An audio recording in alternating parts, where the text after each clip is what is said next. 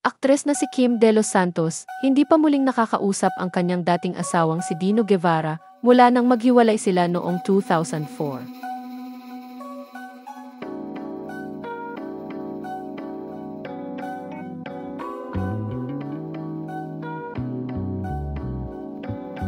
Naging bisita ang nagbalik Pilipinas na si Kim De Los Santos sa programang Fast Talk with Boy Abunda nitong Lunes, August 11, 2025. Doon ay inilahad ng aktres na hindi pa raw niya muling nakakausap ng personal ang kanyang dating asawang si Dino Guevara mula nang maghiwalay silang dalawa noong 2004. Anya, we haven't really spoken until today. There was one time that I think nag-reach out siya. He did send an email. Things like that. But then after that wala na rin. It was like simple parang, why did you leave? I guess he wanted to fix things. This was after I left.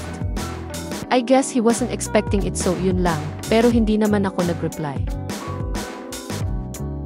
Ayon pa sa kanya, nagpadala raw ng friend request sa kanya si Dino sa Facebook, ngunit tinanggihan niya ito dahil bitter pa raw siya noong panahong iyon.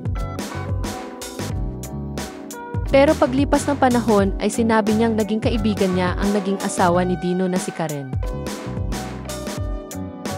Kasunod nito ay sinabi ni Kim sa naturang panayam na nagpadala raw siya ng mensahe kay Karen upang ipaalam na tapos na para sa kanya ang nakaraan. Inilahad ng aktres na kung hindi raw iyon ginawa ni Dino ay hindi raw siya makakapag-aral, magiging nurse at makakasama ang ama at pamilya niya.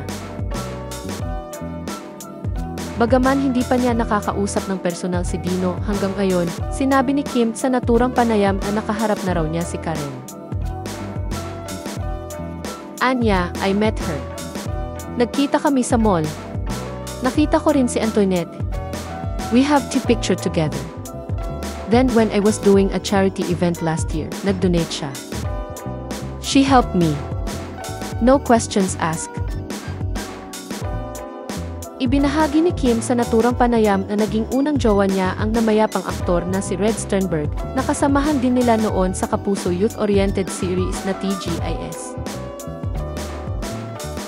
Ayon pa sa kanya, nagkaroon daw siya ng ibang kasintahan na Pinoy sa Amerika na tumagal ng 11 years pero nauwi rin sa hiwalayan ang relasyon nila.